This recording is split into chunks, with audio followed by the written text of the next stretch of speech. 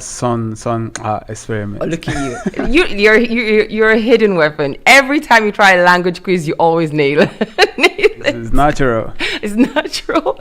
Our first story today, as we know, it's the 10-year anniversary of the Scottish independence referendum. So we can do a bit of Scottish news before we delve into the African news. So 10 years ago, the people of Scotland went to the polls to decide on the future of the country in the Scottish independence referendum. And the historic event, which would have seen Scotland break free from the rest of the UK, took place on the 18th of September 2014. I can't believe it's been 10 years already. Anyway, after the referendum, 2 million people voted no and 1.6 million people voted yes.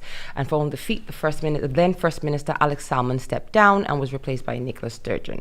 Since then, Scotland has welcomed 2 further SNP ministers, Hamza Youssef and John Sweeney, who each believe the nation would be better off independent. And although Indiref was touted as a once-in-a-generation opportunity to follow a different path, dissatisfaction with the results has led to campaigners continually calling for a second vote. The movement has not stopped over the last decade, with marches continuing to be held up and down the country in support of Scotland leaving the UK. The previous Conservative government steadfastly refused to consent to a second referendum. The argument went all the way to the UK Supreme Court, which ruled in 2022 that the Scottish government cannot legislate for Indiref 2 without Westminster approval. Okay, and of course this was very, very disappointing to the SNP. Okay, so what do we think? You know where I stand, Baron, on this. You know where I stand. I am for independence. And what do you think about the fact that it never went away? The idea and the fight never went away, because it's meant to be, okay, we voted, everybody, no one, and that's it. Once in a generation decision. But 10 years later, we're still talking about it on and on and on. What do you think about that? It's not going to be that easy. I mean, if you look at other countries that had breakaway nations, it's never easy. So the fight is going to be quite to take a while and a lot of effort as well. Yeah, I mean, there's the practicalities that we lost on the last time, wasn't it? The idea was that the passion was there, but then the practicalities, like what currency you're going to use, and the real practical things were not really ironed out. So I think the Scottish public were not totally, comfortable with the idea of not knowing what currency and all of that. But a lot of people, I mean, almost half the country voted yes. So the fact that it's the vote has been held, and 10 years later we're still talking about it, means, I think, that the idea is never going to go away. And I think if they can figure out how to iron out those practicalities, it will be. It's still on the table. Lawton, do you have any opinions about Scottish independence at all? We have Lawton with us in the studio today. Do you have any opinions at all?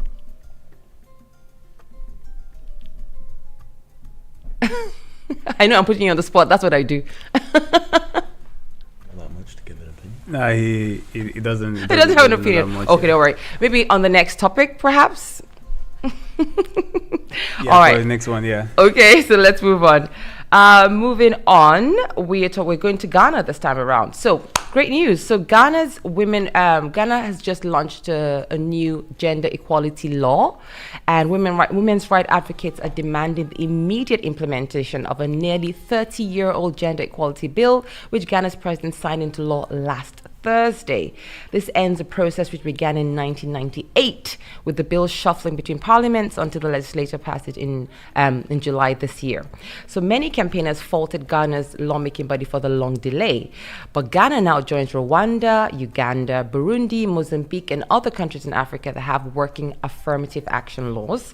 These countries have a 30% quota for women in decision-making bodies, in parliament and other state agencies. So Ghana's Affirmative Action Gender Equality Act 2024 is expected to ensure a critical number of women hold key positions in government, security, commerce, and other decision-making spaces. The law promotes a progressive and active participation of women in public life from a minimum of 30 to 50% by 2030, in line with the UN's Sustainable Development Goal of achieving gender equality by 2030.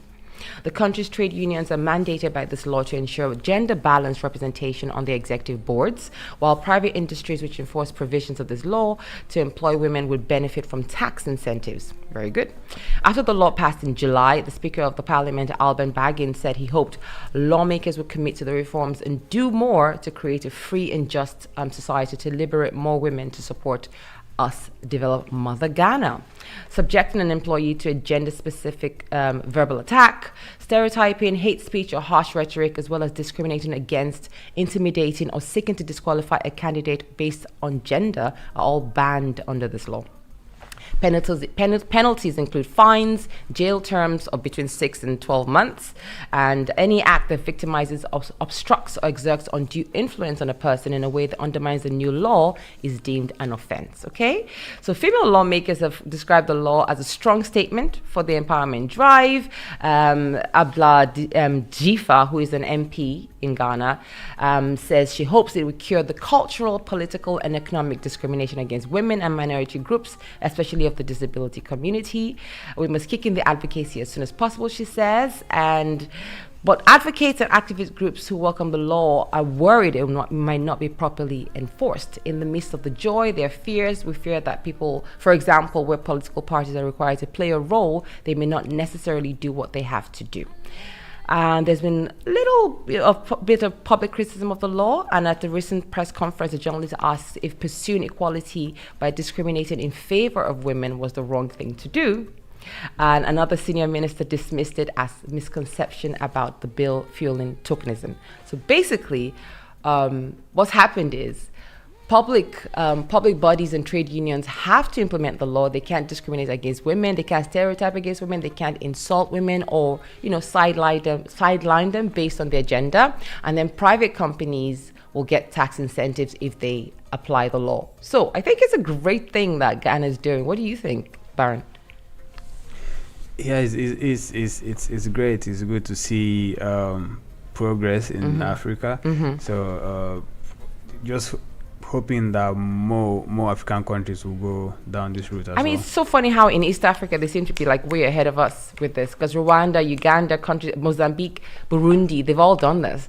Rwanda, I think, is the most gender balanced of all the African countries when it comes to their parliament, when it comes to women in power, and they actually implemented that almost 10 years ago. And then Ghana is just doing it now. They want 30 to 50% by 2030. I think Nigeria has like 3% right now in parliament of women. Yeah, so with Nigeria, it's going to be it's just noise. So they'll talk about it, but they'll not actually implement but 3%, it. 3%. Nigeria has 200 million people, right? And 3% of the legislature are female. 3%. That's insane. That's just, there are only 7 female senators. 7. And then even the way they address sometimes. Have you seen the way they talk? Do you watch the parliament sometimes? Yeah. So I remember an incident where your guy. Yes, our guy, our uncommon senator, called it's very disrespectful sometimes. And is that kind of sly? Yeah, that kind of sly disrespect. Very, very casual disrespect. And we're meant to be the giants of Africa. I think they should look to other countries to see what they're doing and implement that. There's a reason, why these countries seem to be doing well economically if they're including the women in the lawmaking positions. Congratulations to Ghana. I hope they implement the law properly. And there's no such thing as positive discrimination. If people have been sidelined for decades and generations, there's no such thing as positive discrimination. Anyway, so let's move on. We're going to play a song, of course, by Songkla Experiment. This is Isiki. Enjoy, guys. We'll come back in about 2 minutes.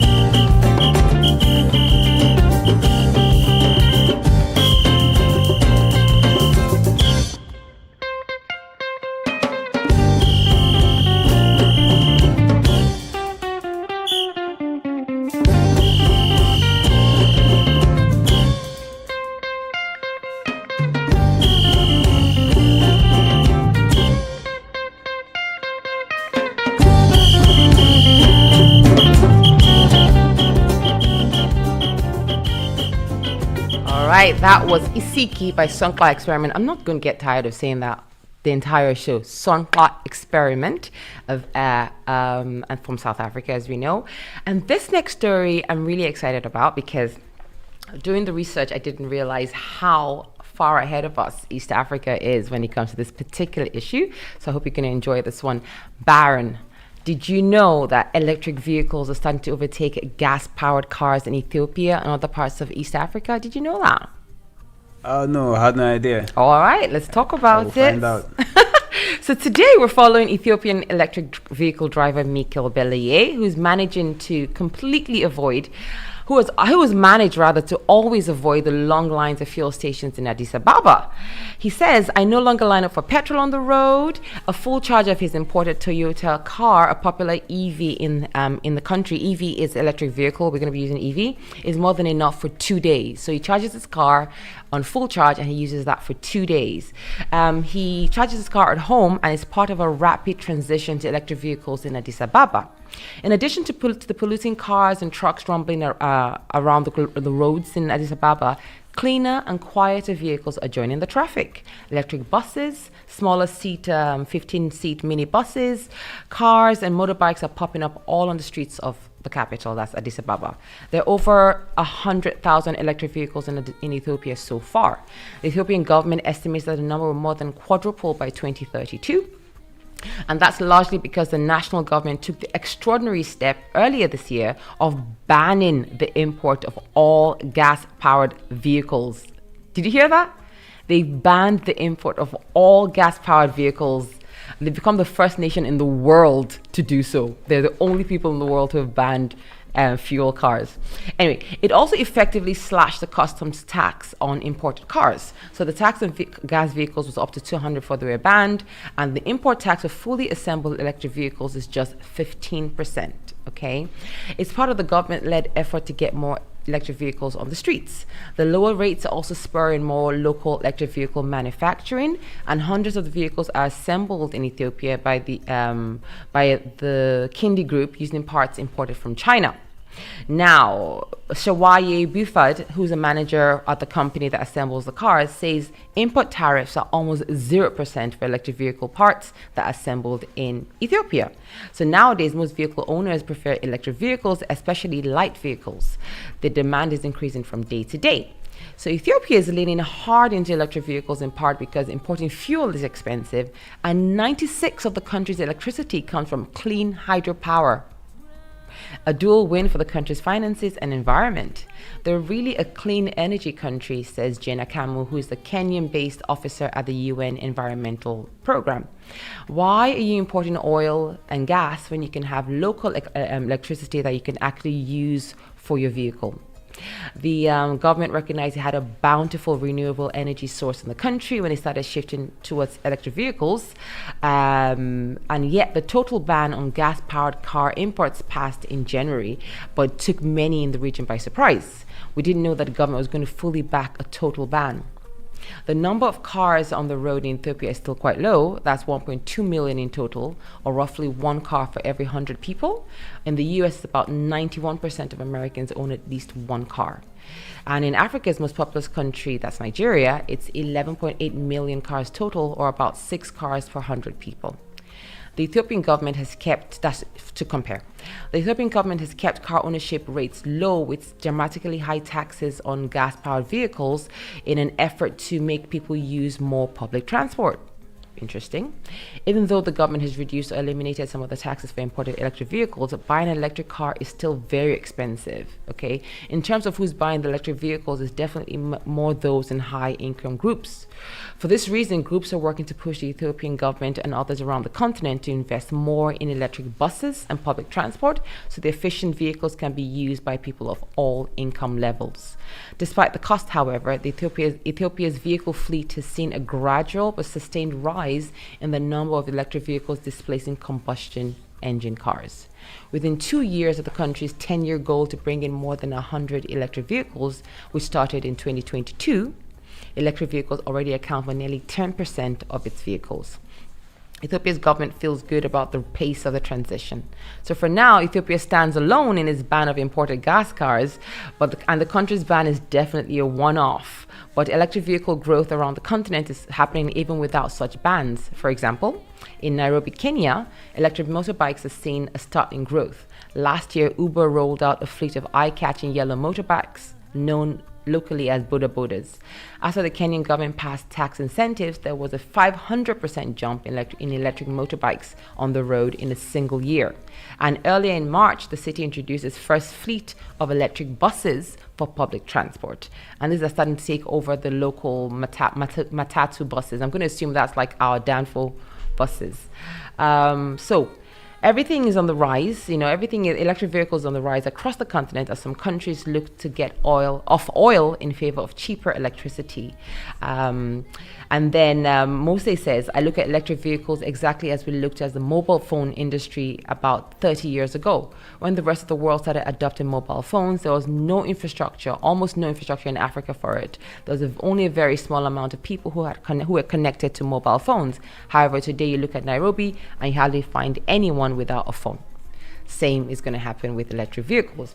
I don't know. What do you think, Baron? Do you think that's true? I don't know, but banning of completely banning. Yeah, I don't see as a good idea.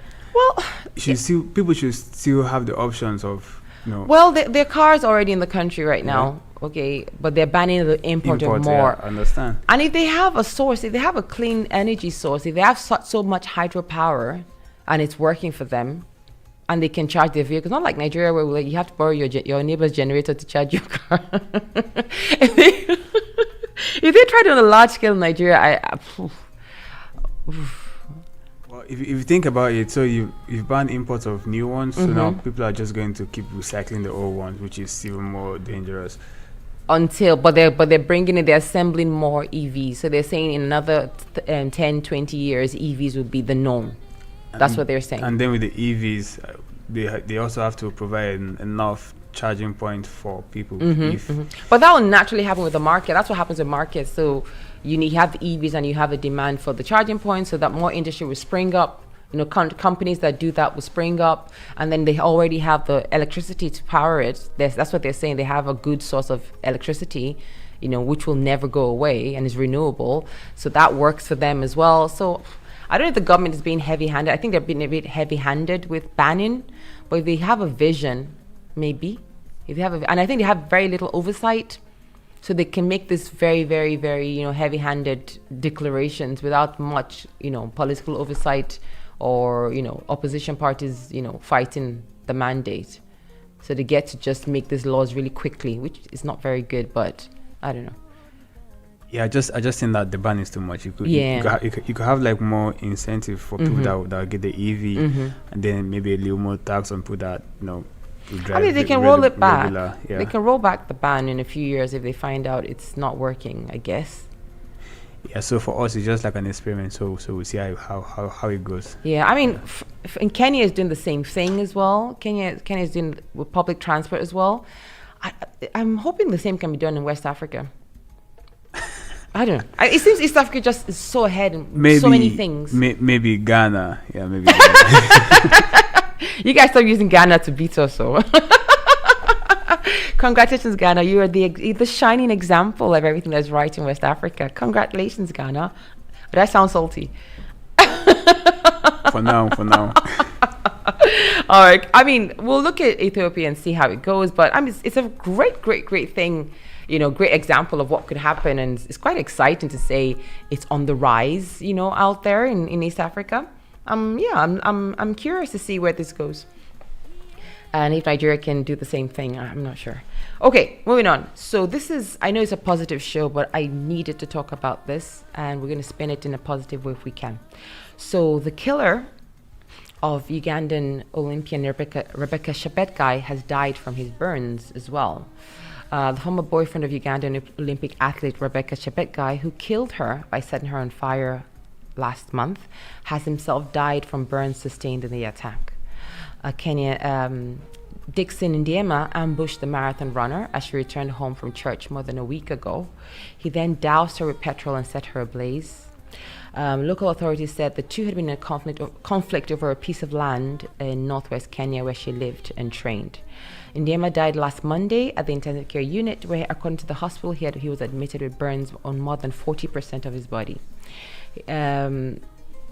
Neighbors say that on the day of the attack, they heard screams from Shebekgai, who came running towards them shouting for help. Local media reported that Ndiema had sneaked into Chebetkai's home in western Kenya with a 5-liter jerrycan full of petrol. So the fuel he poured on her splashed onto his own body, and as a result, he caught fire after he set his former partner alight.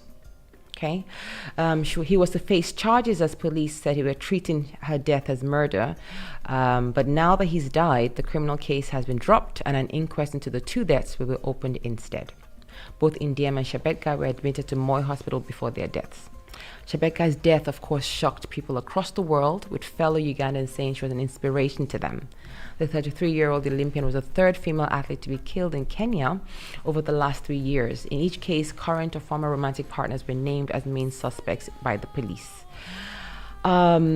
Beatrice Ayukuru, who's the Secretary General of the Ugandan Olympic Committee, says, I don't wish bad things on anyone, but of course I would have loved for him to face the law as an example for others so that these attacks on women can stop. Some observers say that female athletes are becoming increasingly vulnerable, and that's because they go against traditional gender norms where the woman is in the kitchen, cooking and taking care of kids.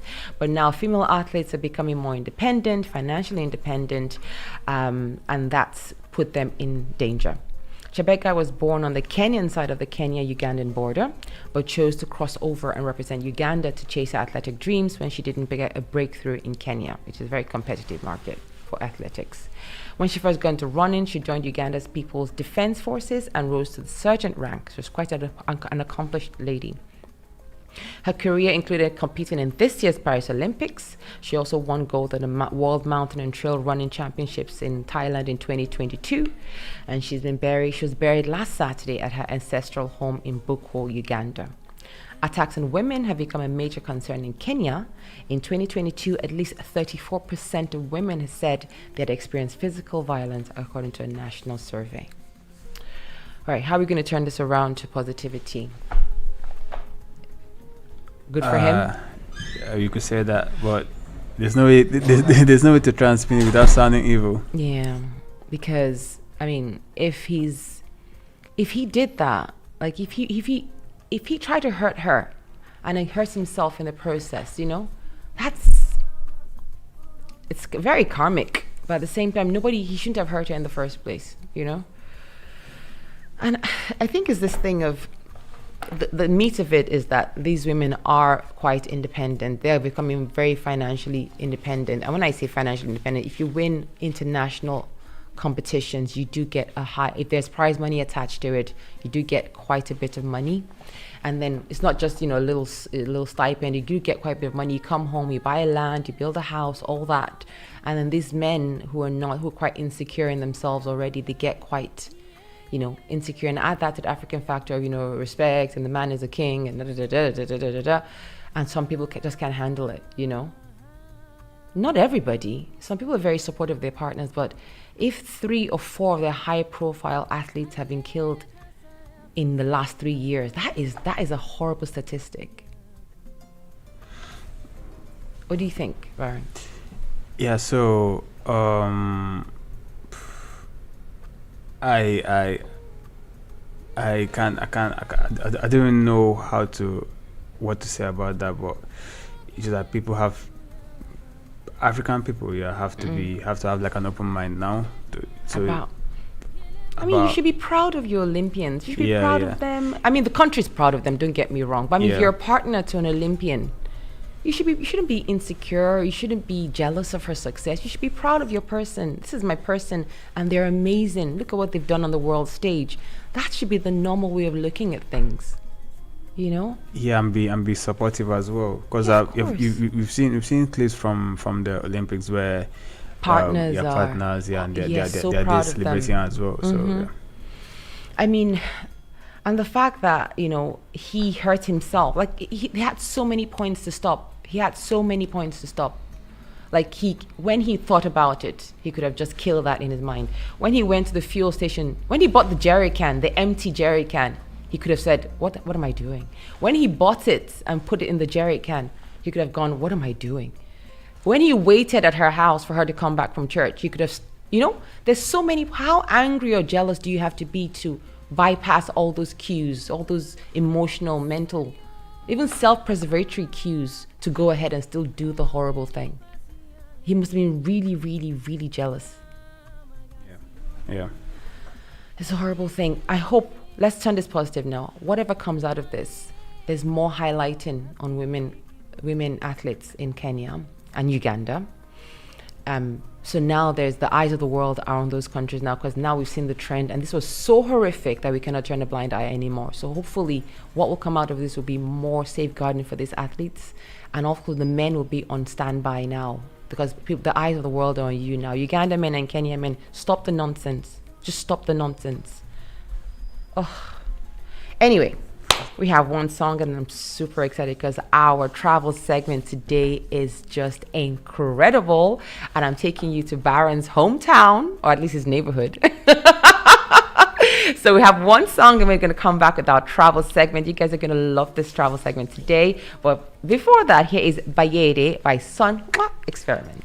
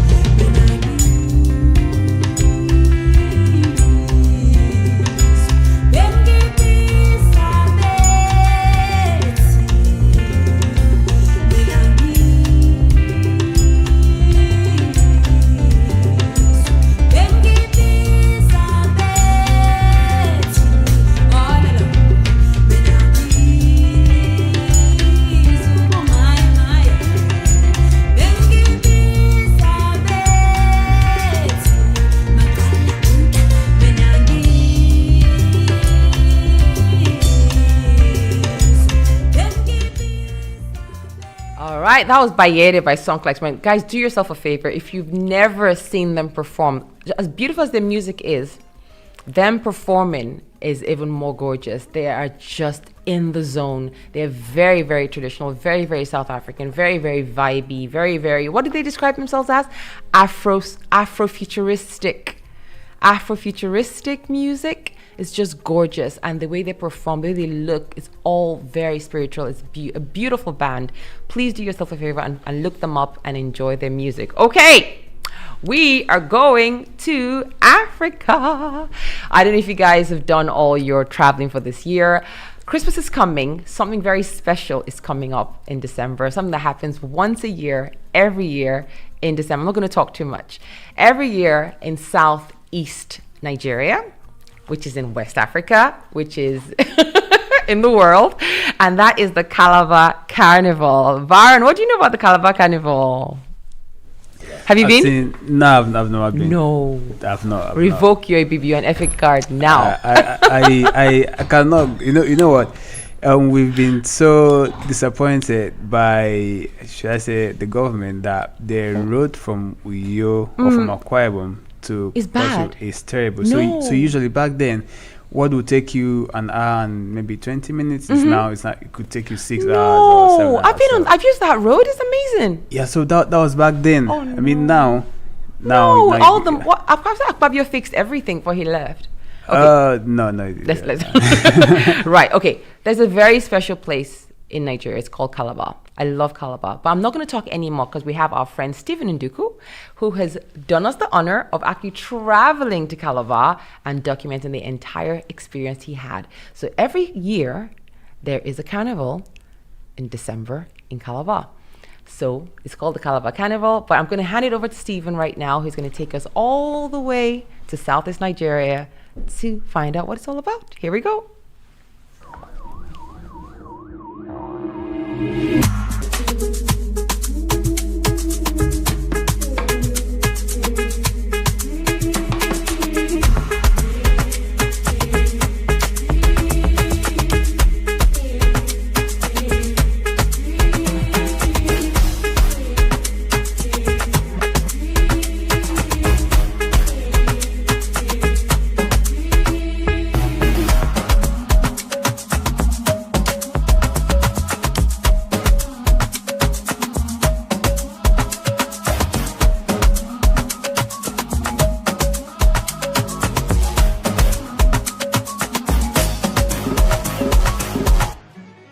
Calabar is the capital city of Cross River State, located in the southern region of Nigeria, often called the tourism capital of Nigeria. The government of Cross River State are the organizers of Africa's biggest carnival and the street party. This state is also home to Obudu Cattle Ranch, a pristine tourist destination with rich natural vegetation, picturesque view, luxurious accommodation with high elevation. The festival span across the whole month, filled with different events and musical shows. But my interest was the traditional carnival, children's carnival, the main carnival, and bikers carnival. Alright guys, so we're here at the Calabar Carnival. Today is the 28th, means where the governor is going to cut the cake to commission or start the carnival. The government set aside this event once a year as a way to celebrate end of the year and usher in the new year. The quality of the festival has grown over the years, giving it the title Africa's biggest street party. So the carnival started sometime in 2004 when the then governor Donald Duke came on board. So his idea was basically to do a festival that would attract a lot of foreigners and tourists into the state. Now the good thing about Carnival is it attracts a lot of people, so the local economy improves. So people fly in from far and wide to come and participate in this ceremony. Even though the carnival is broadcast to a global audience, people would rather be on the street waiting for or watching the bands dance and file past them than be seated in front of their television set. The bands spend months rehearsing their dance move and preparing their costume to put up the best performance on the main day. There are a lot of bands, and each and every one of these bands would be competing for a cash prize. So everyone is going to come with like very beautiful costume, and each and every one of these costume actually does mean something. All right, what's this costume about? This costume is talking about the cultural dance, and we are dancing in choir, as you can see. All right. How do you do the dance like this? All right, you think you're going to win? Yeah, we're gonna win. This is a winning. We're gonna win. This is a winning band. We're gonna win. This is Up Seagull Band. So what does your costume mean? This is infrastructural development. Oh, okay. Here in Calabar, or it's showing infrastructure here in Calabar? Yes, in Cross River State. We are the Queen's Angel. What does it mean? The Queen followers. What does it mean? It signifies the boldness of the Queen and the beauty of the Queen. All right. Stand. Can you turn around? Let's see. So you guys are looking like very colorful, very pretty. What's the name of the band? Bayside Band. Actually, we're the beauty of the carnival. And if you can see her, it's like our slogans. If you say Bayside, we say beauty of carnival. Yeah. So blue represents royalty, and we are royalty. Everybody's trying to pass a story. They're trying to pass a message. So it's called Africa's biggest street party. Now, I don't exactly know if it is still Africa's biggest street party because it stopped for like 2 years after COVID. The boss kind of came down, administration changed hands. What makes the carnival Africa's biggest street party? The color, the dances, the performances, trucks, everything that is actually done here is actually very huge and big. We're going to walk for 7 kilometers. It starts all the way from 11 a.m. to about 4 in the night, so it's a whole day affair. I don't know how heavy this thing is, but how are you going to survive walking 7 kilometers all the way around? Actually, it's not our first time, so we have been doing it. Are you guys paid to do this or is it just voluntary? We are paid. Oh, you're paid? It means I should come and join now. They didn't let me know on time, huh? The 7 competing bands and the non-competing bands will dance and perform through a 7-kilometer pathway from 11:11 roundabout all the way back to the stadium. There are about 4 judging points, and at each judging point, the participating bands would have to put up a show for the judges. The judges will then select the winner, and this is based on the best performing act and the brand that will represent the theme of the day, which is the season of sweetness. What are you guys going to do differently so you can win this year? Do you feel you're going to win? Yeah, I feel we're going to win. The dance step, the outfit, everything is given. So just watch out. We're going to win.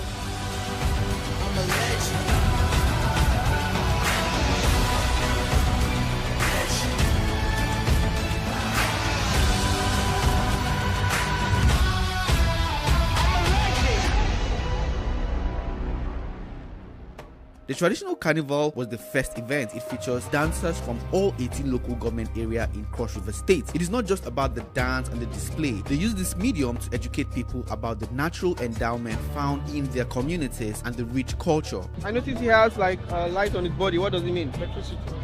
Does it mean you guys generate power? Yes, Cross River. Yes. Wow. Yes. What local government is it? Calabar local government. Interesting. Well done. Very. Cali Air. You guys own Cali Air as well? Yeah, the pilot. For real? You're a pilot? Yeah. All right, well done. I feel that's good.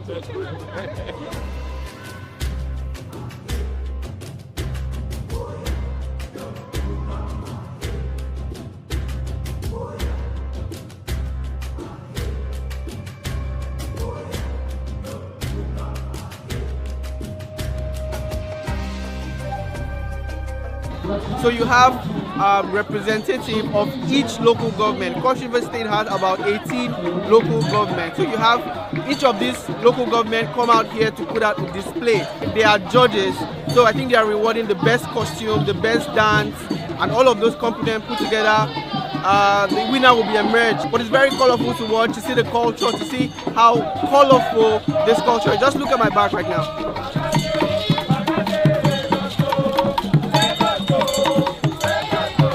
How come you're from Cameroon and you're also included? We are the Cameroonian based in Nigeria, in Cross River State. Oh, you're Cameroonian but you're based here? Yeah. They invited us here to come and perform our tradition, our culture. Alright. Yeah. Well done, bonjour. Comment ça va? Ça va bien, merci. So today's the children's carnival. You can see the very beautiful kids over here. The next day, the children came out to put on a show on the streets of Calabar. The kids danced and paraded on a 3-kilometer road. I wonder how stressed they are. They've been working for like how many hours? I thought it was very tiring for them, but after an interview with some of the kids, they seemed to be very energized. The children's carnival is a watered-down version of the main carnival that would experience the next day. I don't know how to dance, but I'd like to join these children in this carnival.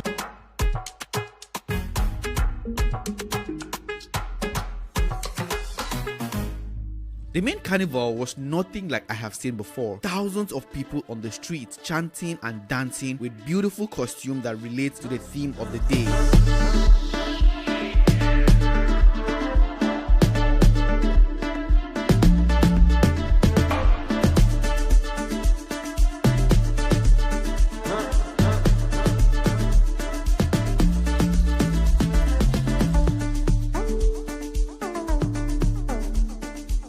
We've been walking for about 4 kilometers. The energy was beginning to depreciate, but the real question is, who is going to be crowned the winner?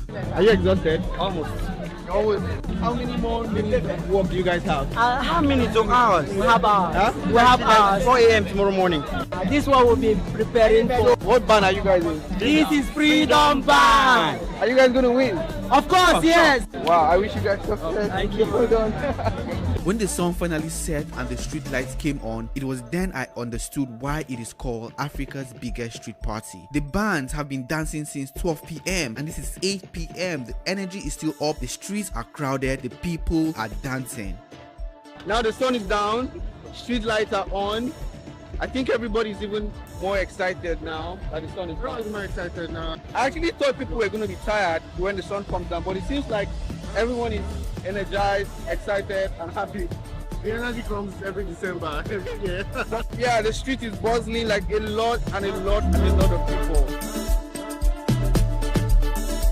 But the Calavegas band, led by the former Minister of Culture and Tourism, Chief Edinburgh, emerged as the overall winner of the 2023 Carnival Calabar competitive event. Despite being one of the newest bands, Calavegas delivered an energetic and captivating performance, thrilling the audience with their stunning costume and theoretical elements. Their presentation showcased the vibrant beauty of Cross River State, highlighting its lush greenery, enticing tourist destination, and a lot more. From what I observed, most participants didn't seem to know how much the cash prize is for the winning brand, but it was rumored to be more than 50 million naira. However, most people did not seem to care about winning. They just wanted to hit the street, dance, and entertain the crowd. The participants are compensated with cash and refreshment for their time and effort. How much be the cash prize?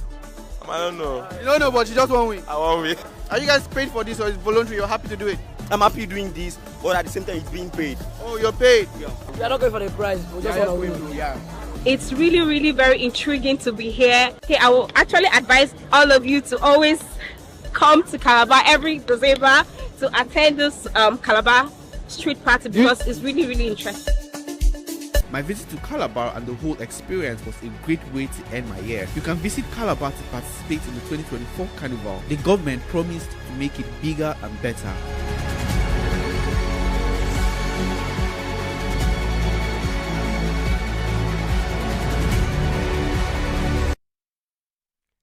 So, what do you think? Are we heading out? Are we heading out there this December? Listen, do you know anything about Calabar? It's an old city, a very old city. It's doing a lot of trade back then. It was a slave trade port back in the day. Before it was a slave trade port, it was a very old city, and then it did a lot of slave trade. And then it turned into a trading port in general. But it's a very old city with lots and lots of culture. And then all the local governments around it as well. But it's a beautiful part of the country. And people go there to relax. It's very peaceful. It's very cool. Has a lot of history attached to it. And the atmosphere is really good as well. But then the governor, about 20 years ago, just came up with this idea of having a carnival every December. He was a very beloved governor. Am I right, Baron? He was quite beloved. Yeah. And then he just came up with this idea and it just took off. And 20 years later, it's still up and going. It's only stopped for 2 years during COVID. But then I think they're back with a bang. But this year, I think this December is going to be incredible. One of my greatest regrets is that I never got to go. I never got to go. I haven't been yet. No, but because every December I'll go to Abonima instead, and I'll watch the carnival on TV. It's broadcast, by the way. Apart from it being, being an open carnival on the streets, it's actually broadcast around the whole country, and I think internationally as well. So you can watch it, or you can go watch it in real life, and it's quite exciting. Well, do you do carnivals at all? Have you been to carnivals? No, I haven't been to carnivals before, but I should definitely go to this one. Yeah, this one. Baron, what about you? I can't believe you're from that part of the country. You've never been. Shame on you. Well, usually Christmas time, we're with family, so we're not really going anywhere. And Get in the car and drive down. It's not that far. It's not that far, but when you consider the state of bad the road, you go away. Excuses. I've never been to Rio Carnival. Never been to Carnival in London. I've talked a big game, but I've never actually been to an actual carnival. But one of these days, I'm gonna go. Let's start with London. Let's go for the one in London. You know what I'm talking about? The big one, Notting Hill. Notting Hill Carnival, guys? Yeah. Really? Yeah. Are you sure? The big one. Anyway, listen, guys, if you're going to be in Nigeria this December, for Dirty December, and you're thinking of taking a road trip or just, experimenting and just experiencing life in a very peaceful part of the country and beautiful part of the country, you can do worse than going for the Calabar Carnival. And I can't wait to see what they come up with this year, because every year has been amazing. Just seems to get better every single year. So that was it. That was Calabar Carnival, and it's very colorful, very beautiful, and it's every December. So if you want to go, enjoy and film it, send it back to us and we'll play it on the radio. Okay, we're going to have a song now from Songkla Experiment, and that'll be the end of part 1, and we'll be heading straight into part 2. But to tide us out, here is Umbano by Songkla Experiment. Enjoy.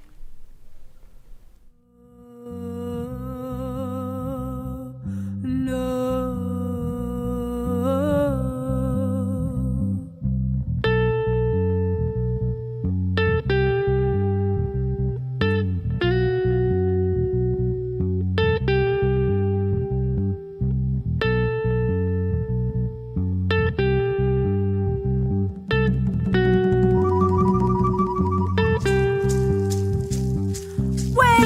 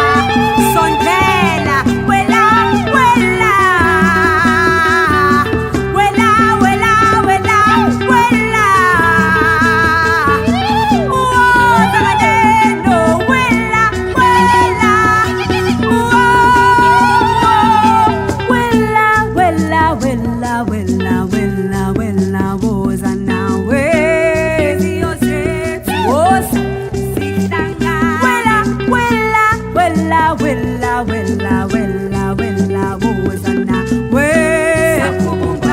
Bumbano, bumbano, bumbano, besis. Wella, wella, wella, wella, wella, wella, wozana, we. Ziote, woza, sitanga. Wella, wella, wella, wella, wella, wella, wella, wozana, we. Bumbano, bumbano, bumbano, besis, we. Oh, eh, oh, eh, oh, eh, oh, eh, oh, eh, oh, eh, oh, eh. Bumbano, bumbano, bumbano, besis, we. Oh, eh, oh, eh, oh, eh, oh, eh, oh, eh, oh, eh, oh, eh.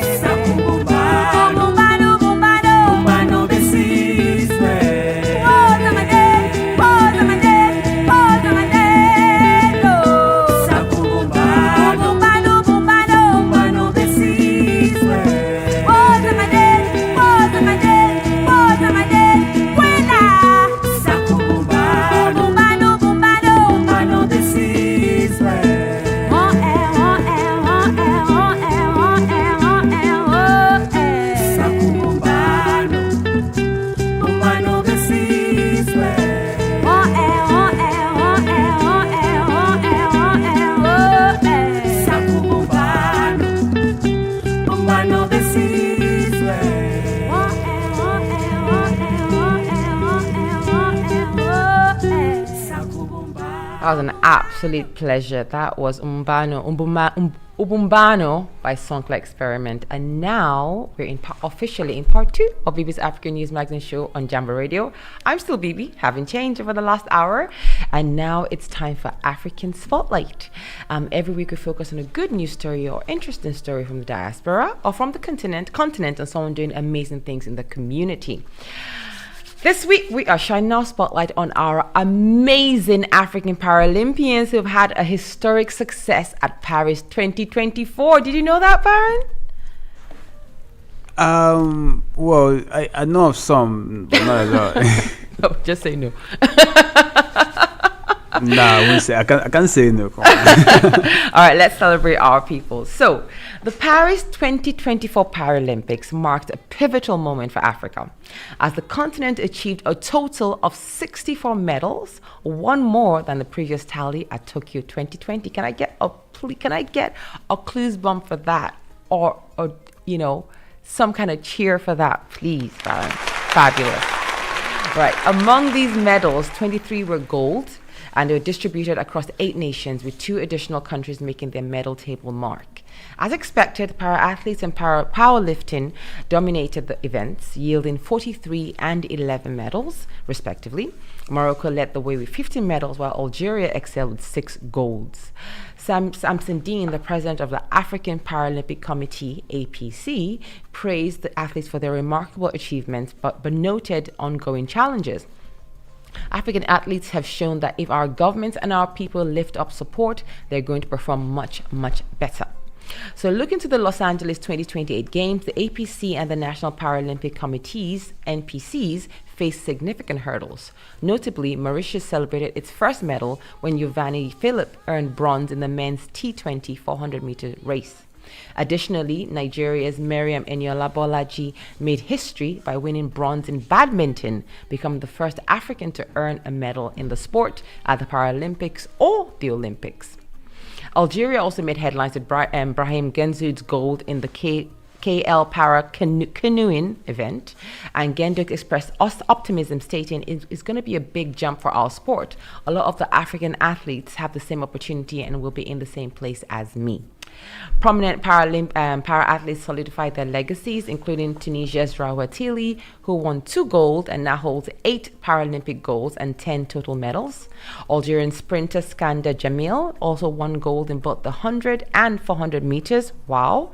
While South Africa's Impelo Mbologo set world records in T40 400 meters and long jump. As preparations begin for the LA 2028 Games, increasing participation and competitiveness is crucial. A total of 312 para-athletes represented Africa from the 44 nations, with 9 countries sending just 1 athlete. funding and facilities remain critical challenges, particularly as qualifying events occur in Europe or the Americas. Many of the events occur abroad. So having to fund yourself to go there will be a thing. The APC is actively seeking a host for the second edition of the African Para Games and has partnered with the European Sports Agency to expand the sports featured in the 2027 edition. During Kale, the Vice President of the International Paralympic Committee emphasized the continent's untapped potential, noting that stronger African representation will benefit the IPC as well. And the APC recently met with NPC officials to stress unity in securing greater government funding. Dean pointed out, the biggest challenge we have is disunity among the African people. When we're united, we have one message. If we're together, we can build a stronger Africa in para sports. Nigerian powerlifting silver medalist Esther Wogu encouraged individuals with disabilities to embrace sports, stating, sports will build you mentally, emotionally, spiritually, and physically. Where there is disability, there is ability. I see it as a strength. As Africa prepares for the 2028 Games, the achievements in Paris will highlight the need for continued support and development in parasport. With unity and commitment, the future looks bright for African para-athletes on the global stage. So, Baron, George, are you going to join us? What do you think about the fact that we tend to do so well in the Paralympic Games? African and Paralympians and para-athletes tend to do so well in the Paralympics as opposed to the Olympics. You know, we kind of struggle in the Olympics, but when it comes to Paralympics, we're always doing so much better than the other athletes. What do you guys think about that? And why do you think that is? I don't think I have a particular opinion on this, but it's curious, isn't it? Yeah. Of course, it is curious. It's a very good question as well. You know, it's good to pose that. It will be good it will be interesting to hear what the audience think. And at this time of the day on a Monday, was Monday afternoon, the lunchtime. You're very political. People are rushing, but you know what? I think the physical resilience has something to do with and that. Mental. Yeah, well, yeah, the combination of that, you know. So you're right to say, you know, ask that question. Yeah, why, you know? But you can. There's a lot of context to that. There's a lot of thinking that you could go into. You know, circumstances of how different people with different mobility challenges, how they manage it in different spaces, in different places, are different. So maybe the mental and physical and resilience is different. And also, I think when it comes to funding, they have less funding, I think, than the.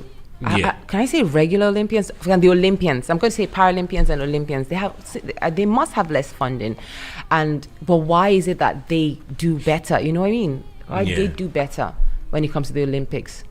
You know. Hey, you know, I can't talk about funding, but I think I would see that, you know, because. These athletes, you know, the Paralympics athletes, they prepare a lot more better in the sense that, you know, it's not a regular thing for them. You know, they have all these challenges, and then to prepare for that, it just means it takes them a bit longer, you know, to get into that space where they can say, you know what, I'm going for it. And then I think they are a lot more prepared. Meanwhile, a regular Olympian will be like, you know, well, I'm going for a run, you know, and then they'll jump up and go for a run. But for a disabled athlete, it's more to it. Yeah, it's more. Yeah, there's a lot of planning around that. Okay. So yeah, the routine might be different. Yeah, not discrediting the hard work for all the it's just athletes.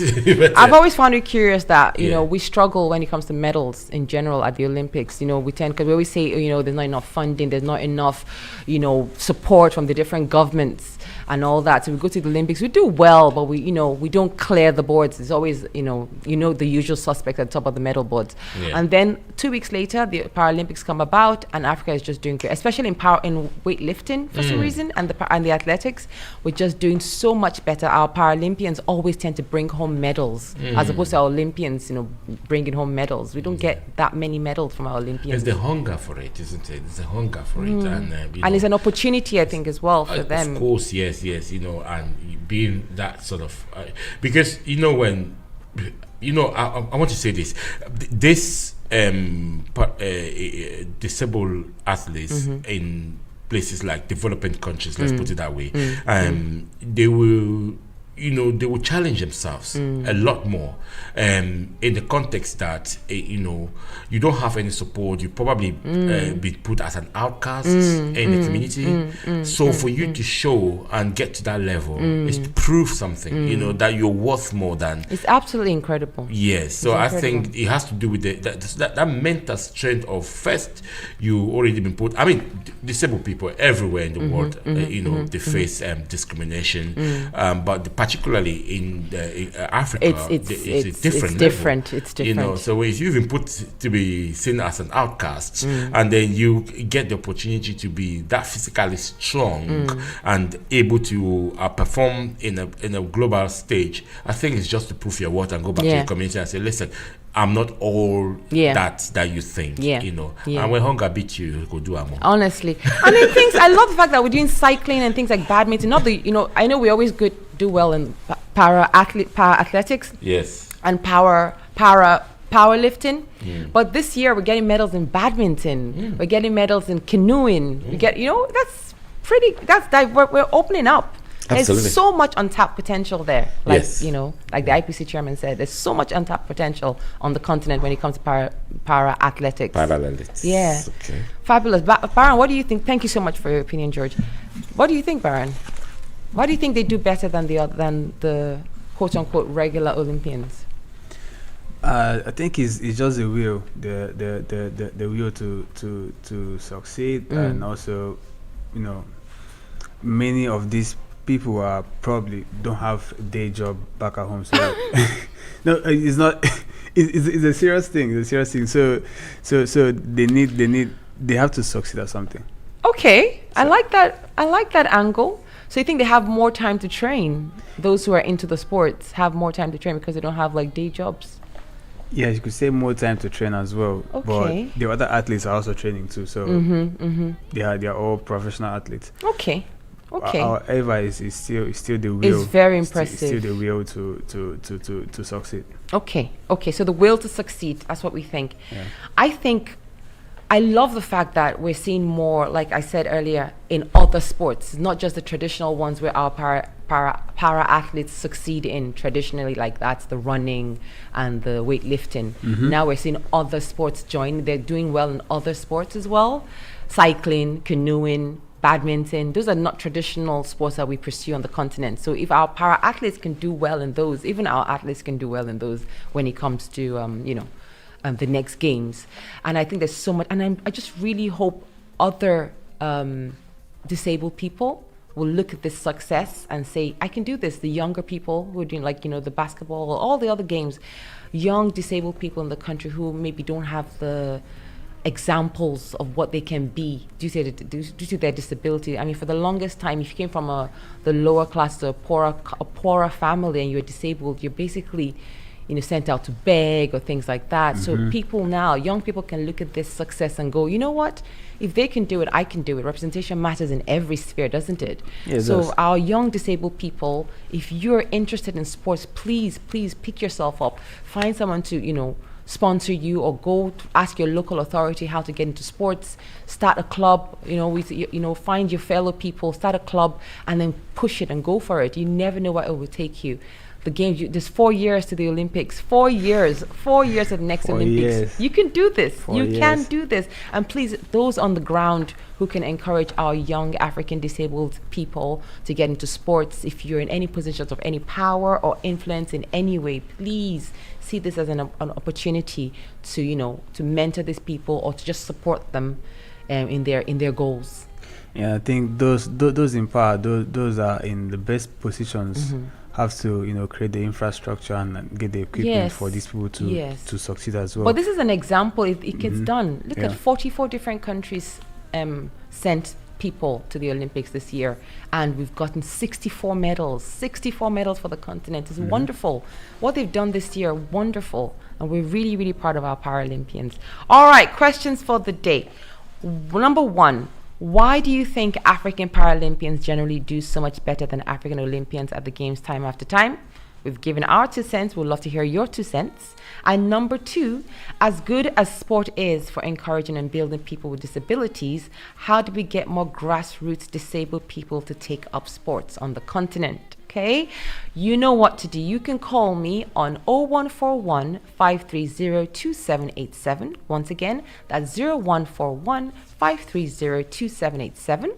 Or you can join us on the live right now. We're live on YouTube. We're live on Facebook simultaneously. So just put in your comments. We will read them out live on the air. Or you can send us a text or a comment in the comment section, and we'll read that live on the air as well. So you can be interactive with us, or just send your comment and we'll put it on.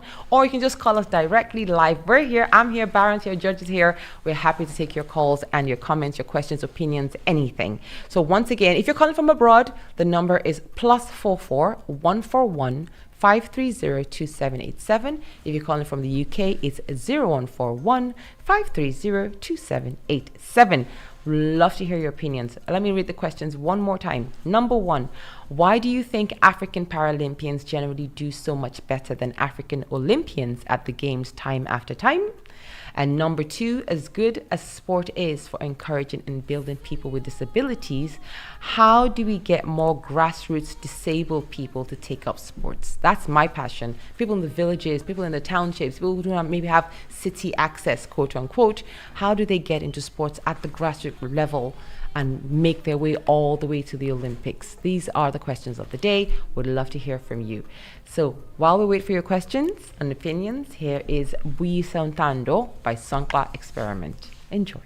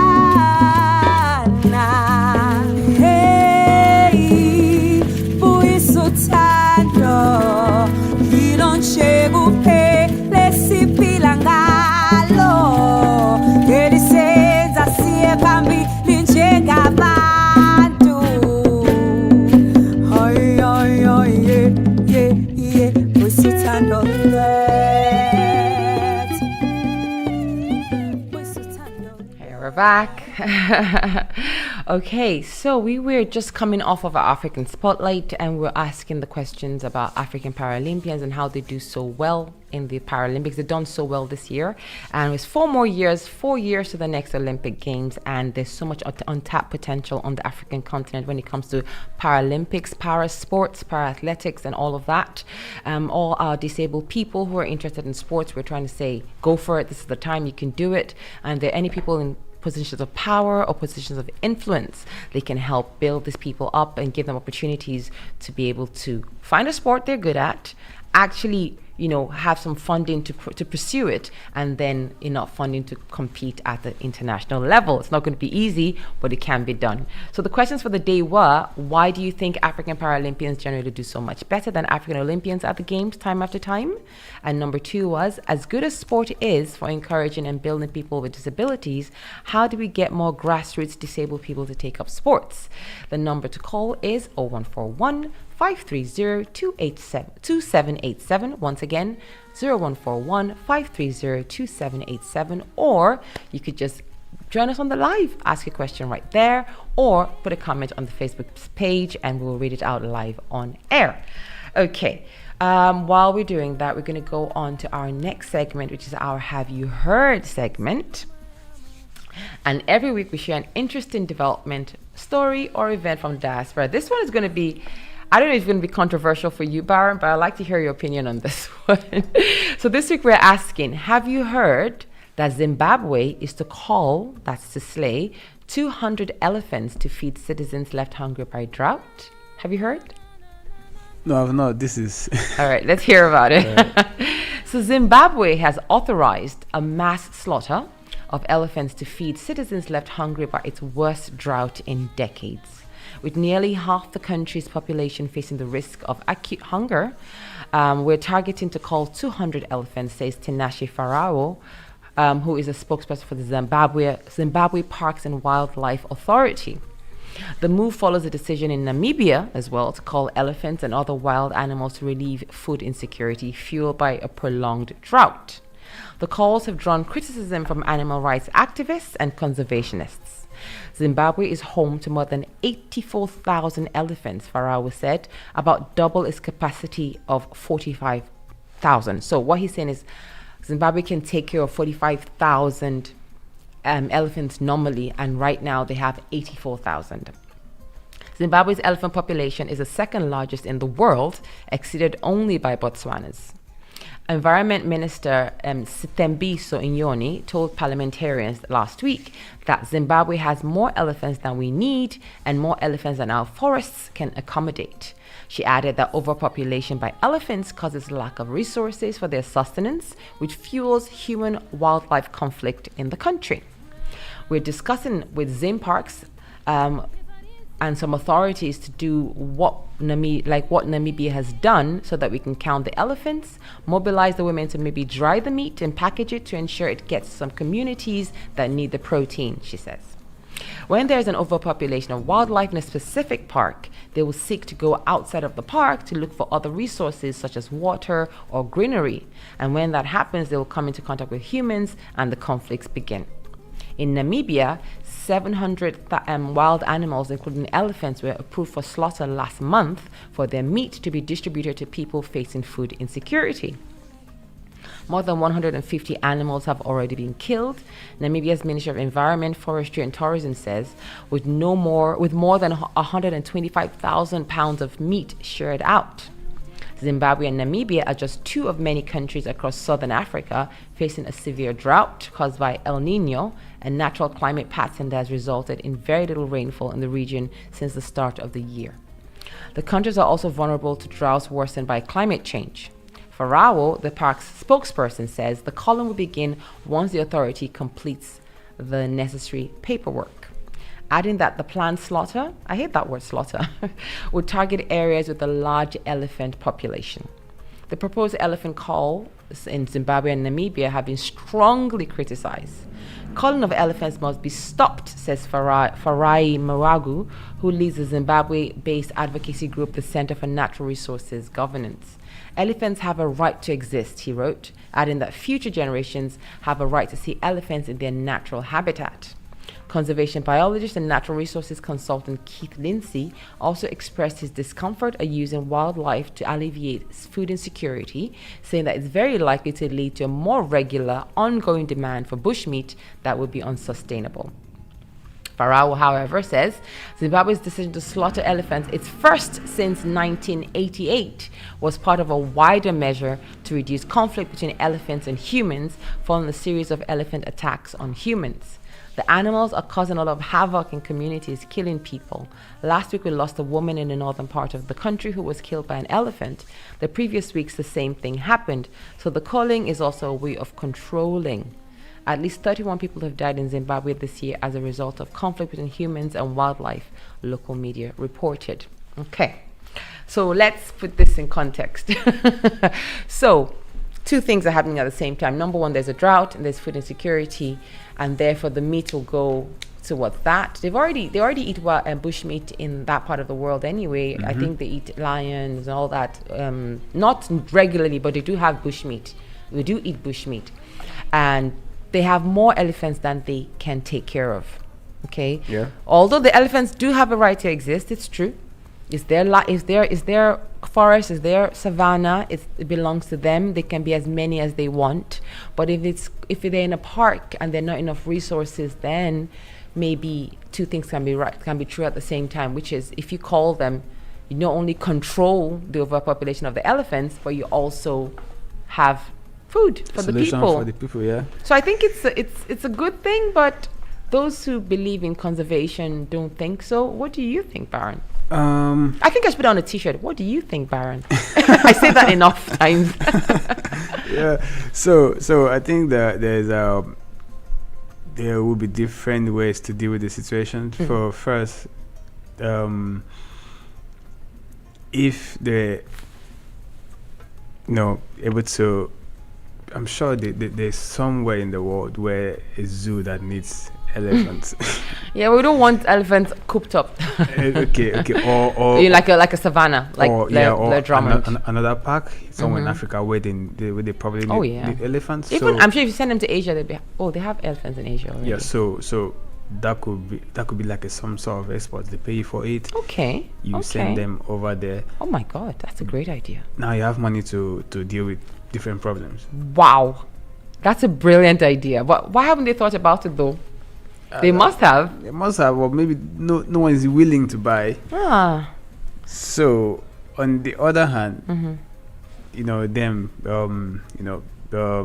sacrificing a few elephants for food is a valid reason for them. Yeah. So I think anyone that has a problem with that can as well give them money and then take some elephants. So. Or bring some food. Yeah. But I mean, how bad is the drought? Because you don't hear about. I know there's a drought, but I didn't know the food insecurity was that bad or bad enough to call half the population of the elephants. I didn't know it was that bad in Zimbabwe and Namibia, the drought this year. But the idea that when they get too many, they wander out of the park and then they get, they can kill people, that's dangerous as well. Yeah, that is. 31 people have died in Zimbabwe this year alone. 31 is a lot from, human-animal conflict. I didn't know elephants were that dangerous, honestly. I know they're that dangerous. They can be. I thought when provoked. I didn't know when they come out of the if they come out of the park and then they can things start happening. Yeah. But it's I don't know. Will I eat elephant meat? Maybe not. No. But if they've eaten it before and they know they can eat something that they can eat, it's their culture. Maybe it's their thing. So Southern Africa.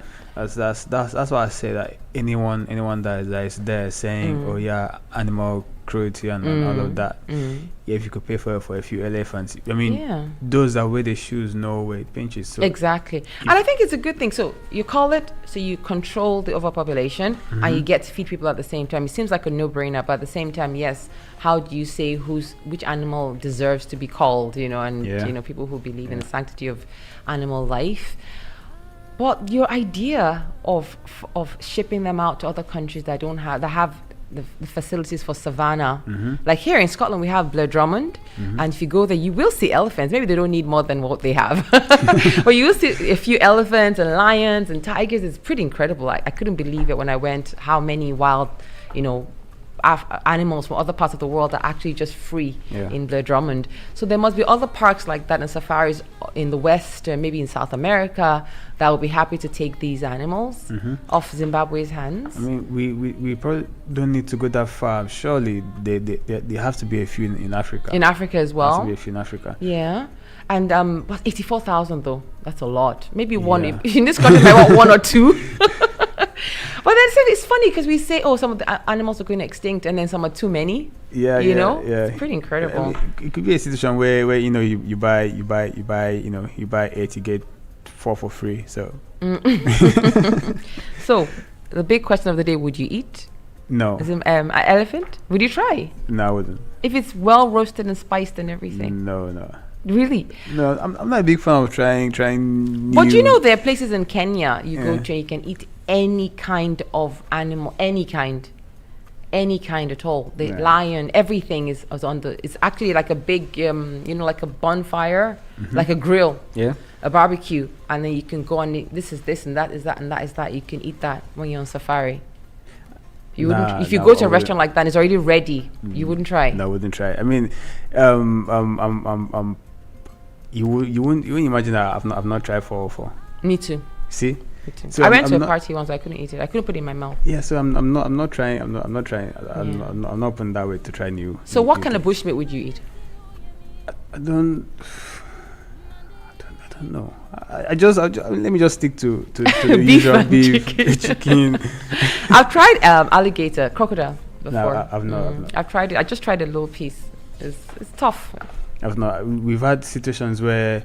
Then when you have like domestic stuff where they'll bring different things to the house, and then I'm like, no, I'm not. You can keep it to yourself. Yeah, do your thing. I'm not having it. I don't blame you. Okay, guys. I mean, it's over to you now. What do you think? What do you think about the idea of eating bushmeat? Number one, what kind of bushmeat is too much? Is a step too far? I think I've had bush pig. We've had bush pig. I've never had a grass cutter and all those things. I've had bush pig. It's very, very. Listen, beef is. I'm a beef girl. Just leave me with my beef. Some people go as far as snakes. No.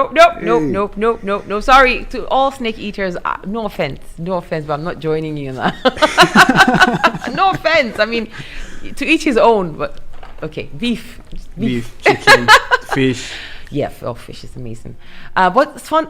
It's funny because we would eat prawns and things like that, and some people, they would rather die than eat prawns, which is so, everybody to each his own. We might love seafood, and other people just like never. They would never. My husband would rather put a gun to his head. He would rather just pull the trigger than eat seafood. He would never do it. Like for us as well, we like snails, and then someone other people like insane. That the idea of it is just madness, and everybody has their own thing.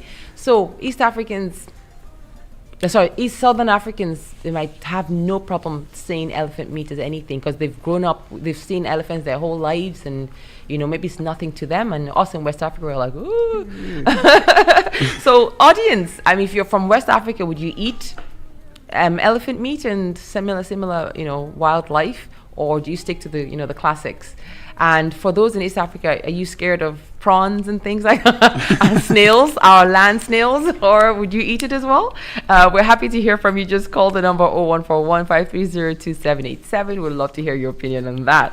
Right, it's almost time for African History Moment. But before we do that, let us have another song from Sonkla Experiment, and that is Ngwe Wena Mdali. Enjoy.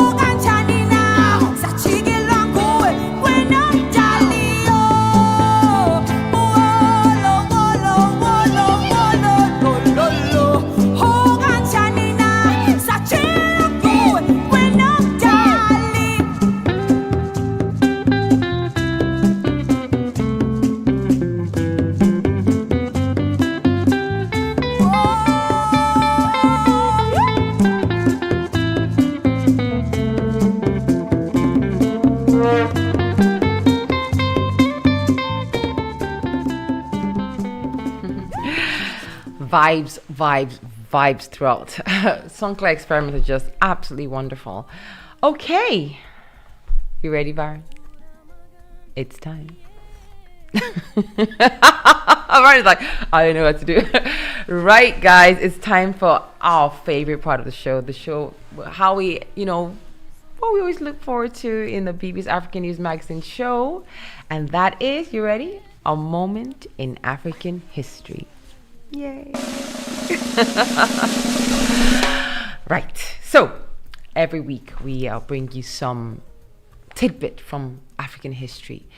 Well, what I've done this week, I've decided to combine things a little bit. So rather than just say one story about an African legend or a moment in African history or an event from African history, I'm going to put a little collage together of some defining moments in African history. I'll explain. So this week we're talking defining moments in Africa's long, long history, a history full of defining moments. Africa's history is filled with accounts of triumph, resilience, and profound transformation spanning thousands of years, and the continent has been the cradle of one of the world's earliest civilizations and the site of intense struggles against colonialism and oppression. Africa's past is marked by defining moments that have shaped its destiny and had a significant impact on global history. Today, we're outlining just 10 of these pivotal moments, because there's so many, there are hundreds, but just 10 of these pivotal events, one from ancient history and the others are more contemporary, so I tried to mix it up a little bit. Well, each one is a testament to Africa's enduring legacy and its ongoing journey towards a promising future. So sit back, relax, and let's go down memory lane on some of our, more defining moments. Baron, you ready with the graphics? Yep. Let's go. So number 1, the ancient Egypt civilization, about 310 to 30 BCE. So the civilization of ancient Egypt stands as one of the earliest and most influential in human history, with advancements in architecture, writing, and governance.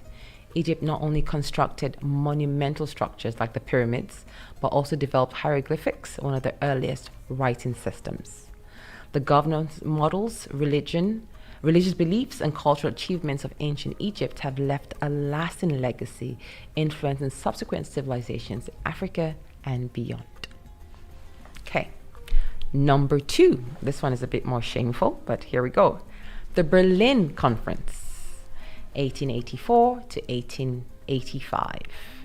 The Berlin Conference was a pivotal moment in African history, even though we were in that, where European powers, without any African representation, divided the continent into colonies. Yes, they did. This event set the stage for decades of exploitation, with borders drawn arbitrarily, leading to the disruption of ethnic and cultural groups. The impacts of colonialism are still felt today, with many of Africa's modern borders and conflicts tracing their origins back to this conference. Do you know much about the Berlin Conference, Baron? No, I don't. We'll talk about this at the end. Okay.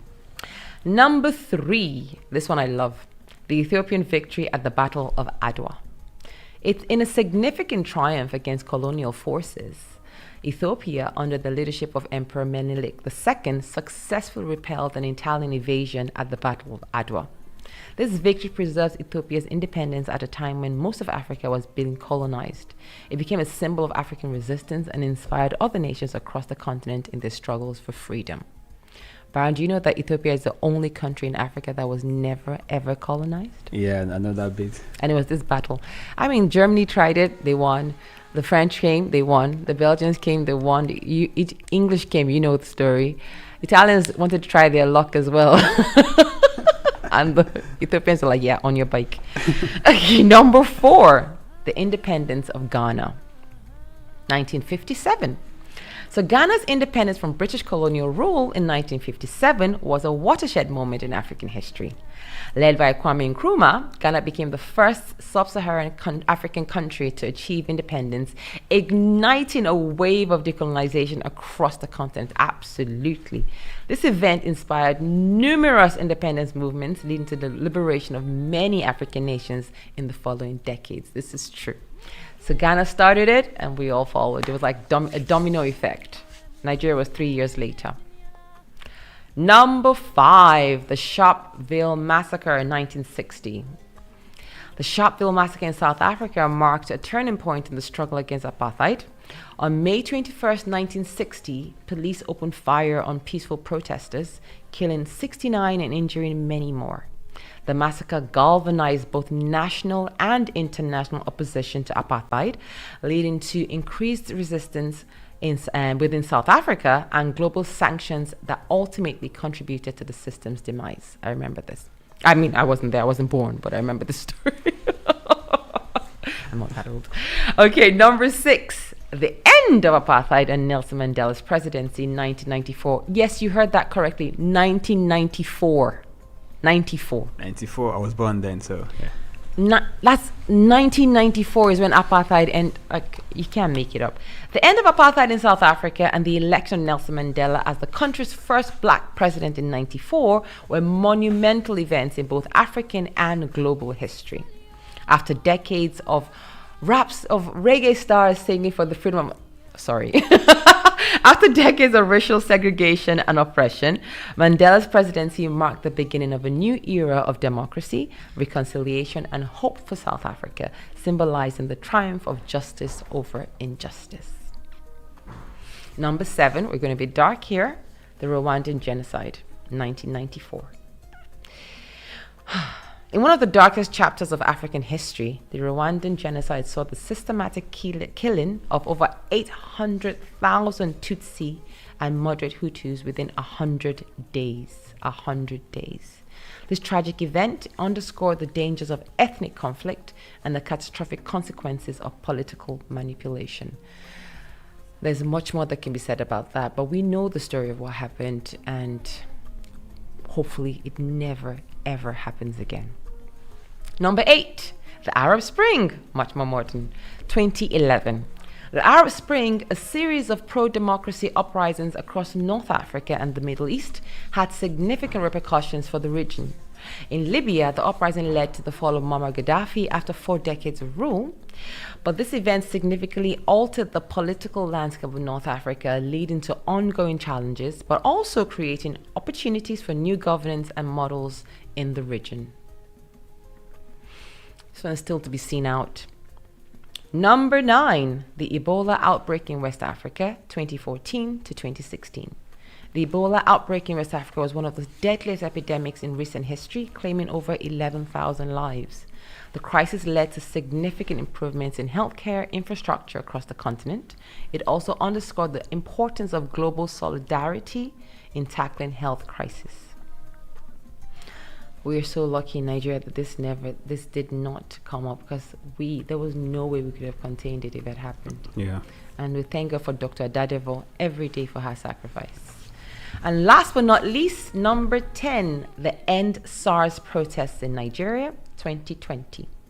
The End SARS movement in Nigeria was a significant moment in recent African history, symbolizing the power of youth activism and the demand for governmental reform. Initially focused on ending police brutality by the Special Anti-Robbery Squad, SARS, the protest grew into a broader call for accountability, justice, and an end to corruption. The movement resonated across Africa and beyond, highlighting the growing influence of social media and youth in shaping political discourse, an example most recently seen in the political change in Kenya, led by youth protests. Now, these are just a few of the defining moments that reflect Africa's resilience, diversity, and dynamism. They shape the continent's past and continue to influence its future as Africa navigates its role on the global stage. I mean, there's so many I could have chosen. I just chose this 10 just, to say these are a few of the moments that have changed the way things were and the way things are. What was your favorite moment among these, Aaron?